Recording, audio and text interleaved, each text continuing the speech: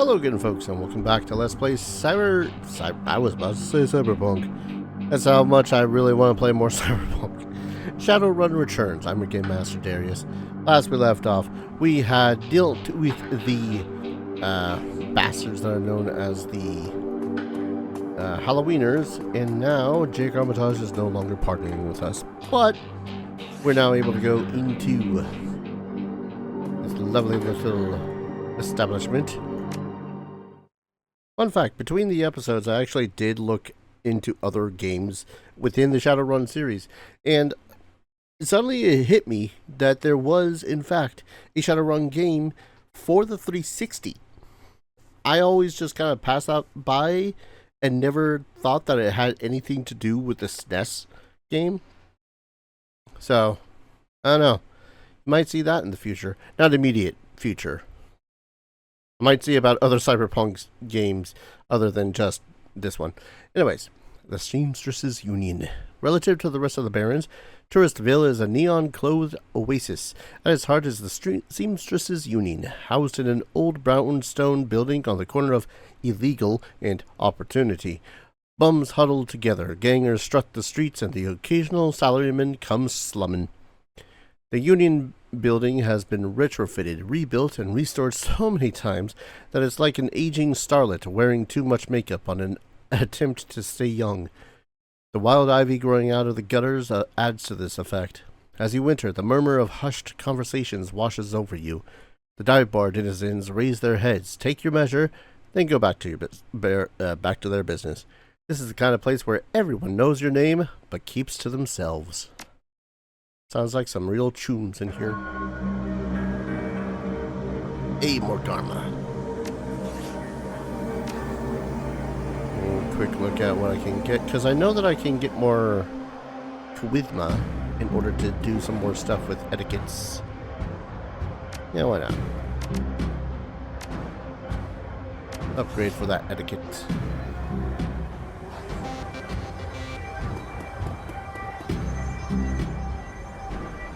Nerps. Guess we'll start with bar. Hello, Cherry Bomb. Bartender is a striking elf sporting a perfectly toned body, perfectly pouty lips, and perfectly tapered ears. Her eyes harmonize, save me and take me in equal measure, hitting just the right notes for the maximum extraction of tips. Hey there, haven't seen you around before. What can I do for you?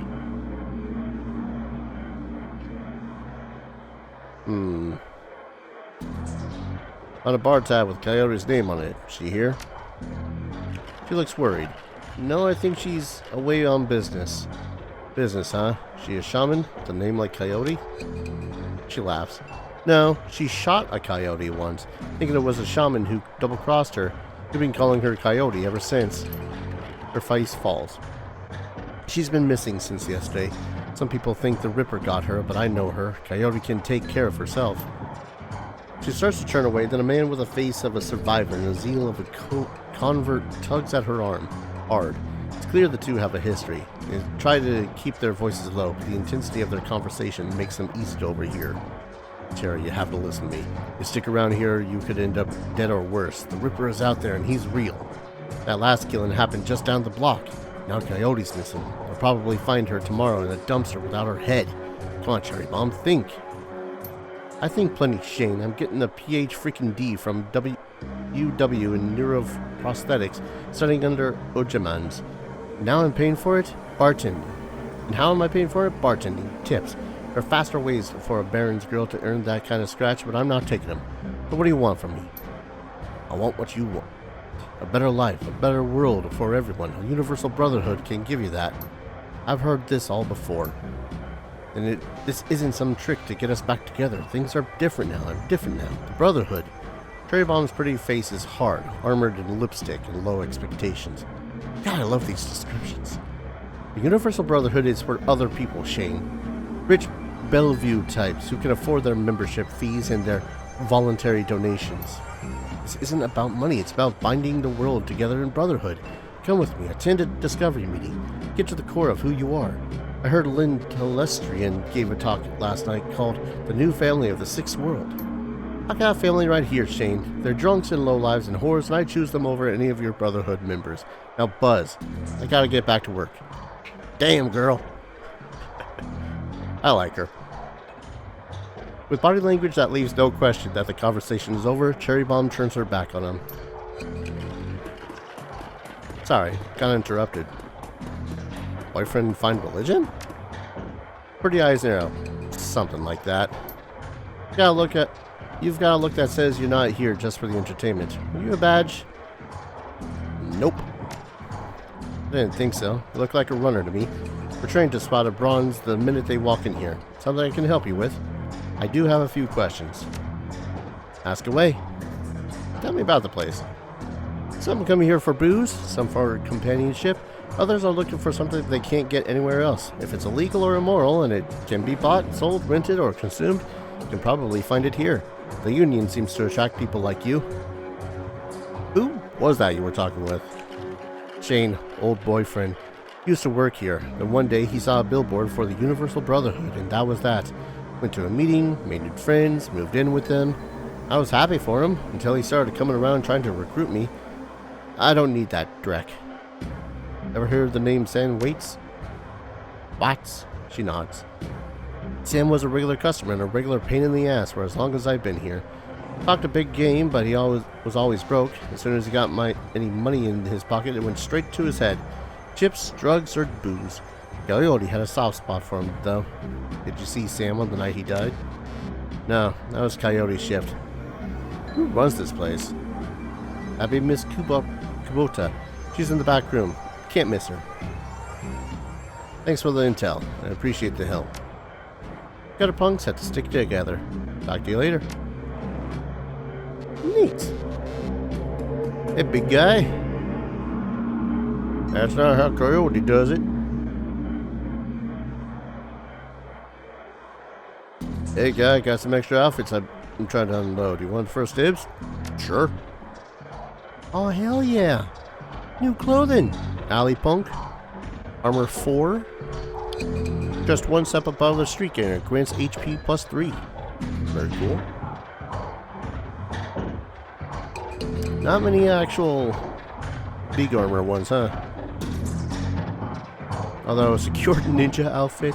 I kind of want the tourist look. Just cause that shit would be funny. Oh god. Anything I don't mind selling right now? It's never a bad idea to keep the bed packs though.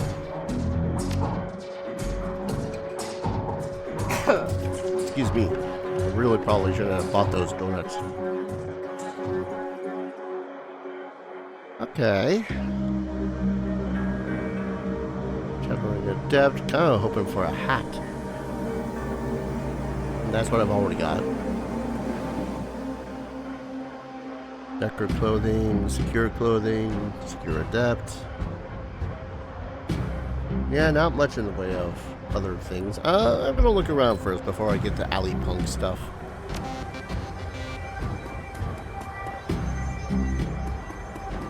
Oh, you a big guy.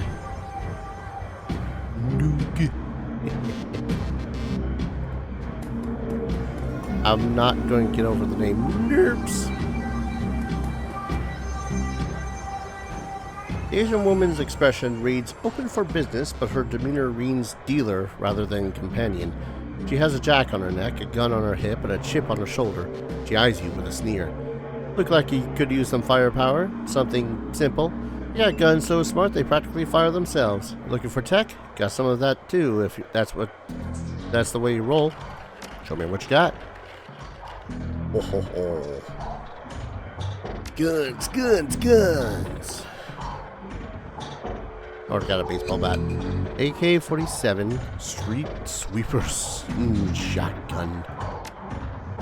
Don't have any chrome to use the drones. Ah, and I could buy... Okay, so this is where I can buy some more med packs. Granada as well. Minus 1 AP to everyone hit by its blast. That ain't too shabby. suppose I should buy a shotgun. How many skill ranks do I have again in shotgun? I'm not even sure it's shotguns that I have skill ranks in.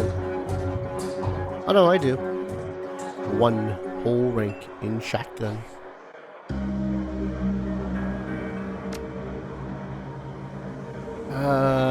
Yeah, let's go ahead and buy a shotgun.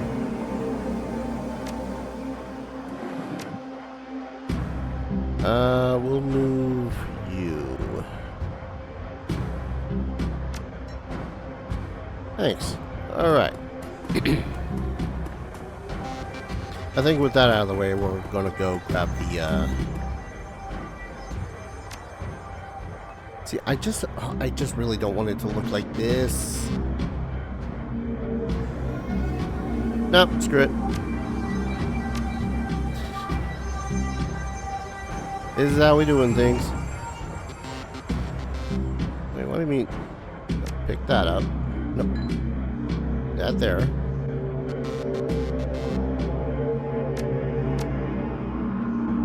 Did I get rid of my armor? Yeah, dude. Oh my god. I look so silly, but you know what? I dig it. Alright. Yerps. Mr. Clue? There we go. Posted at the doorway in the VIP section is a tower of a troll muscle wrapped in an impossibly tailored suit. With a product of good genes or expensive aftermarket cosmetic work, the troll's gleaming horns and perfectly frame his face, and his polished tusks and goatee accentuate the set of a lantern jaw. Welcome. Please behave yourself. Get trouble in here often? Nothing a stern look can't usually solve. You got business here? Yeah, I'm looking into the death of Sam Waits. Read about that. You'll shame what happened to him. There's a sharpness in Clue's eyes, a look of a man who has seen much and earned wisdom at a young age. I figure Sam was the type who needed to be thrown out on occasion. Encouraged to call it a night, I'd say. Sam was a drunk, but he usually wasn't the violent one. Usually. What about the night he died? He was a bit agitated. I didn't catch the specifics, but I've been over a woman. I thought I was going to have to show him out, but I had to deal with a couple of rival go-gangers posturing for one of the working girls upstairs. Jake helped Sam out instead. Well, keep those eyes and ears open. Always do. Ah, there's Kubota. What are you, noob? Covered in glowing magical talismans and fetishes, the troll does not seem fully of this world. He mumbles to himself constantly, apparently participating in several conversations at once, but with entities you can't neither see nor hear. I told you, it's not like that at all. Bring me proof and you shall have it. I am honored, your majesty. That was why I said to use mustard instead of catsup. Forgive me, Jean, I was a fool. He looks at you in the eye, the other conversation's on hold. You may peruse my magical wares and see their glory. Sure? Has a lot of spells. No weapons? Spellcasting. Conjuring. Ooh, haste would be pretty good. Slow is probably as well. Killing hands. Whatcha? Unarmed damage increases by 4. While active, unarmed damage increases by a further 6 for 4 rounds. Damn. Alright. Good to know that's what you got going on. Hello, Johnny. The man is dressed like a janitor, but is wearing unusually clean overalls. He's tall, rail-thin, and has a cunning look in his eyes that says he's more than just a maintenance man. Howdy. Name's Johnny Clean. You new? Yeah, first time. Just getting a look at the place. Well, enjoy yourself. Looks like your type of place. I'm just swooping up a bit. Johnny. Any other dudes and dudettes selling stuff? No, I guess if you're into dudes in cloaks like this, sure. Miss Kubota watches you across the room, sizing you up as you approach. As you get closer, you can see that she's of a mixed race, African and Japanese. Her demeanor says, "This is my house, mess with it at your own peril." Her eyes twinkle with a playful light when she speaks. Konbanwa, good evening. Are you enjoying the Seamstresses Union? There should be plenty for a man like you to enjoy. She eyes you closely. Where's this business? I just need a moment of your time, Miss Kubota. I have topics to discuss. It's okay. And why should I help you? Sam Watts. I'm looking for his killer. Her face brightens, amused. Ah, so you are the little insurance policy he would go on about when he was drunk. He's a avenging angel who would strike back for him from beyond the grave. What do you want to know? How well did you know Sam? I knew him. We all did. Sam was a regular here. Whenever he could beg or borrow enough new in to become altered in some way. Drugs, chips, alcohol, it didn't matter to Sam, as long as he was bent. He was always looking for his next fix. He clung to this place like it was his lifeline, and we treated him as part of the family, even if none of us truly liked him, except Coyote. Did you see Sam on the night of his death? He was here, quite inebriated, as he often was. Coyote was working bar that night, and she informed me that Sam was getting rowdy and belligerent with other customers. When I requested he leave, he refused. My bouncer, Mr. Clue, was off dealing with another issue, so I requested that Jake escort Sam out to the back door of the alley. That was the last I saw of either of them. Why is this place called the Seamstresses Union? During the gold rush years, there was a census, and the politicians wanted as high a number as possible to gain power and revenue. To bolster their numbers, they decided to include all the working girls, of which there were many, to the rolls. However, given the times, they could not list the girls' true occupation, so they entered them as seamstresses. So the girls accumulated enough money to open her own place of business. She named it the Seamstresses Union, so potential workers would know what they would be treated fairly there, and thus a rich tradition was born. So you're a former seamstress? No. Perhaps when we know each other more, I will reveal more about myself. For now, enjoy the union. Right. One more question. Can you tell me where to find Coyote? Her face darkens. Would that I could. I've not seen her in 2 days. She's a smart woman and quite dangerous, but I do fear for her. If she's dangerous, why fear for her? Please, if you are what I think you are, you know. There's always someone more dangerous. Her room is upstairs. If you're looking for her, I invite you to examine it. You may be able to uncover her whereabouts. I would not normally betray her privacy in this way, but she's missed 2 shifts now and cannot be reached on her comm. It is unlike her. If something has happened, I will not have inaction on my conscience. Here's the key. Up we go.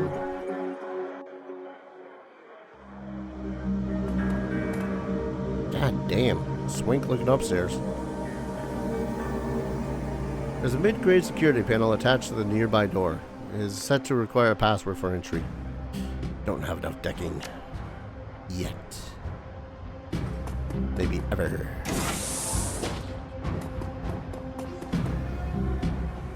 Relatively nice digs.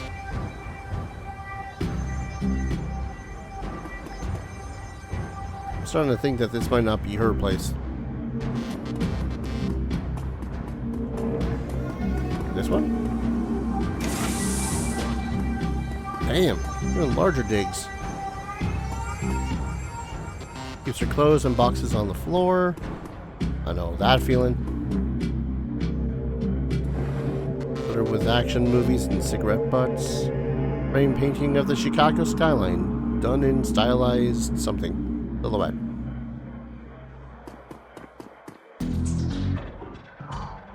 Coyote's bed has a diary with several papers sticking out of it. Receipt stuck between the pages and a diary entry. Read the entry.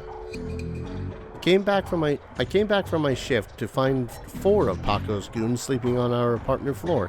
It's getting fraggin' ridiculous. I want to be with them, with the real Paco, but this Cutter Drek keeps messing everything up. I love him, but he's totally different with the gang. That's how I make my cash, baby, he always says. I try to tell him he doesn't need the cash. I can support us both with what I make at the Seamstresses Union. But he still goes on these runs, with these bozos all over my floor. I feel like he's just seen how far he can push me before I kick him out. I try to be patient, but why does it have to be all one way? As soon as the last Cutter was on the floor, I lost it. I told him if he ever pulled direct like that again, he was out the door, not on the floor. Everybody do that. Would be sleeping in the alley. Of course, he begged and pleaded with me, telling me it wasn't happening again. I don't want to deal with this anymore, but I don't want him to leave. He's the reason I got through all this stuff last year. Got my bartending license, got my apartment, and this life. I know he cares about me and loves me, more than his involvement with the Cutters.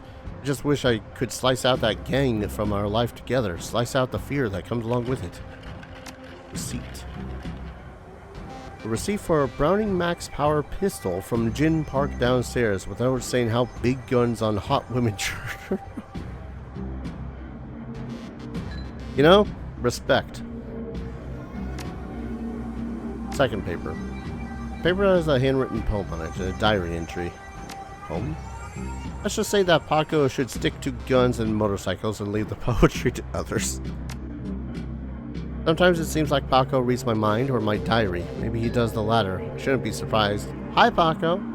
Ever since last week, he hasn't mentioned the Cutters once. He leaves the apartment with a "see you in a few hours, babe," and returns later without comment. I don't know if it's really going to help us going to help for us to avoid the subject and conversation completely, but I felt better without our constant arguing about it. Last 2 nights I come home from work to Paco waiting up for me, slouching on the old dumpster couch with a novel 4 inches from his face. Imagine that I turn the key in the door, he perks up and makes himself look especially studious for when I get the door open. He seems superficially surprised to see me, but I love this little act. There's a receipt, old photographs tucked between the pages. Picture. Young girl with a caramel skin and dark brown hair. She has a snake wrapped around her arm, yet she's smiling. The back of the photograph has shadow scrawled on it. The receipt says, a COD receipt for a special order. 5 pounds of zebra meat from Maury's Meat Emporium, located near Pike Place Market. Okay. 4th page. Receipt for a wall safe installed near the bathroom door, set to accommodation 342436. 1 moment. 342436. Totally not writing this down in case the game doesn't do anything about that. Oh wait, that's it. That's on that page. Alright.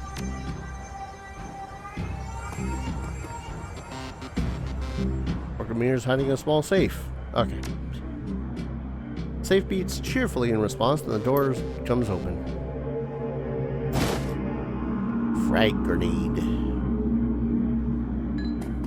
Alright, so this says there was a receipt for a gun for a big old gun downstairs.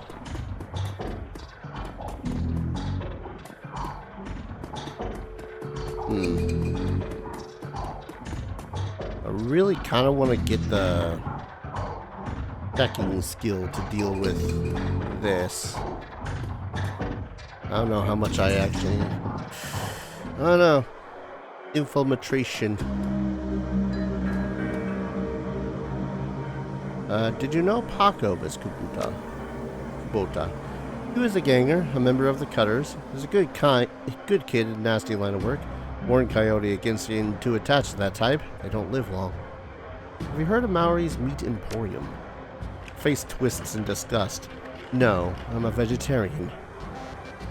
Did you know Gin Park sold Coyote a gun recently? I'd be more surprised if she hadn't. Monsters can deal with most of their troublemakers, but around here you need a gun just to take trash out to the dumpster. So, Jin.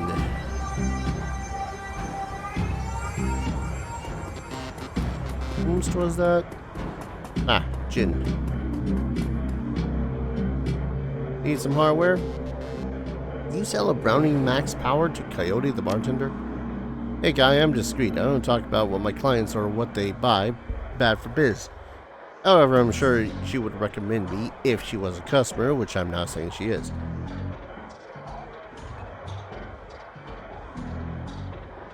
Of course, I expect no less. Listen, Coyote is missing. Miss Kubota is asked me to find her. I need to know whatever you know. Oh, whatever Miss Kubota wants. I didn't realize Coyote was missing. She says she expected to encounter some kind of paranormal animal at close range. Recommended the Ares Predator, but she couldn't afford it, so she went with the Browning Max Power. So some sort of large-ass monster, large spirit monster, apparently. Anything out of you, noob? No thanks. See, I thought spirit monster. My brain instantaneously went, I should speak to a shaman about this.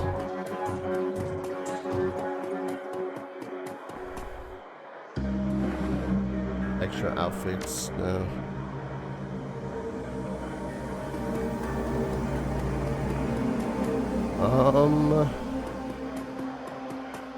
That might be all that's here.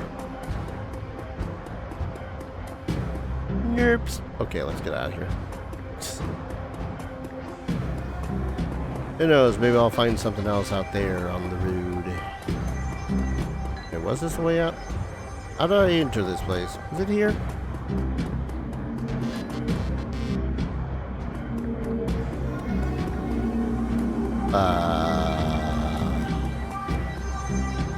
How did I leave?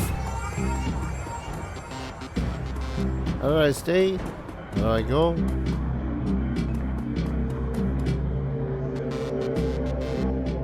Because I've already infiltrated and stolen her, borrowed her grenade.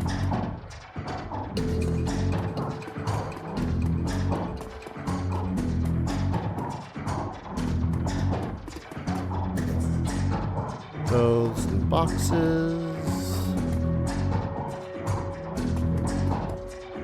Oh wait, did I not? Oh, I didn't check what was here. Oh, this computer's ancient. Probably fished it out of a junkyard. Doesn't even have a data jack. And the cracked display is covered with fingerprints. Tapping the keyboard causes the dust-caked fans to spin up, only to display on screen. Password? Not a password, the only button on screen is password recovery. 3 security questions. Your first childhood pet? Shadow? Your favorite musical act?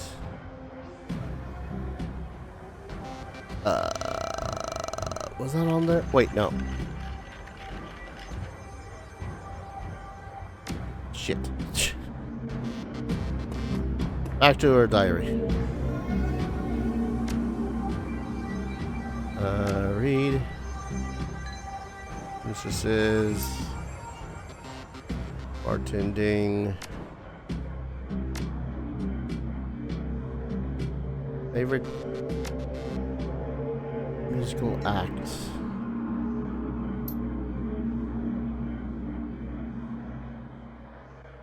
Damn it. New pages. Photo, yep, that's her pet. Mari's Meat Emporium.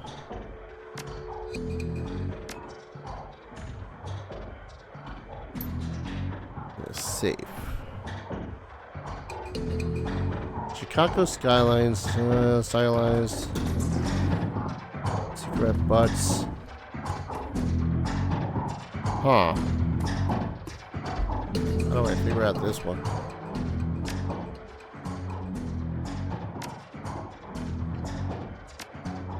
Read the poem. Maybe he said something relatively romantic. I don't know. Okay, because that's the gun.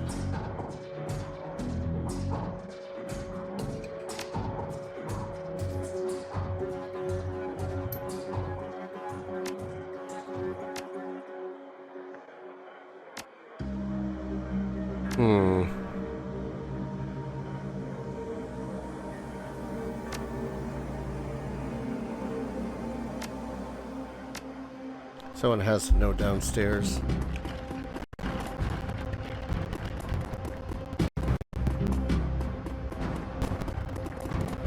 And it's not like they have anything that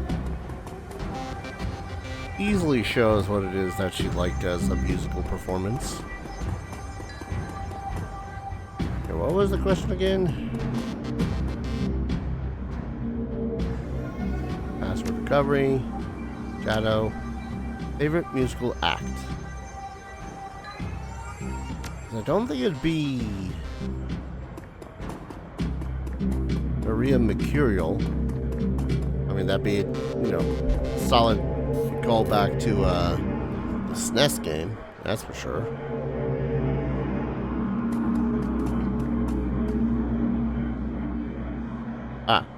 Coyote's favorite band. Indeed I do. She plays her Starfire record so loud you can hear them down here. I told Mr. Clue to have her turn that direct down more than once. Cool. Awesome. Sometimes I seem to have to click things multiple times.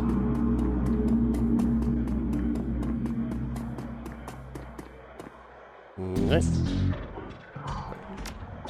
Shadow. Starfire. Name of your hometown. Shit. Did she say which one?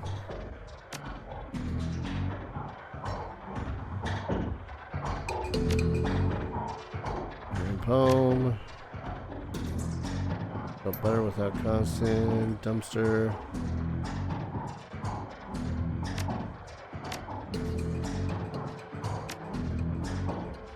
Floor. Fragging. Bozos. Be patient. Others. Slice of life together. Ha. Oh, wait. I'm an idiot. Probably related to this poster. One more time. Got me feeling so free. We gonna celebrate. Celebrating, dancing free. Chicago. Answer stored. Oh, God. For security, never write this to... Screw you, freaking asshole goddamn PCs that are like, oh, hey... Never write this down. By the way, here's a string of letters and numbers that make absolutely no sense unless you're a freaking psycho. There. Just in case I have to come back here. Alright, calendar. 3 days ago. Meet with Delilah about gig. Today, met Paco for date. Pike Place Market, due in 30 minutes. Exactly one entry, someone named Paco. There's no comlink number or other contact information for him available. Does not seem like a very useful list of contacts. History. Quick scan over her recent searches shows that Coyote has been reading a great deal about hellhounds. Oh, that's what's been chasing her? Also just suggests more than a casual interest in vintage action figures. Coyote seems like a really cool individual. Badass that decides to take action to her own hands and likes vintage action figures. I'm down. How can I help you? Coyote has a date with Paco at Pike Place Market in the next half hour. Would like to go down there. It might bring me peace of mind. I'll call a cab for you. It should be able to get you there in time. Gamate kudasai. Good luck. Woo! Did the thing. I'm gonna go ahead and call an episode here though really quickly. When we return, I guess we're going to go to this possibly a meat market of sorts, I guess, for lack of a better word. Thank you everyone so very much for watching. I hope you're all enjoying this series as much as I'm enjoying playing it, and as always, I hope to see you all in the next video. Take care. Cheers.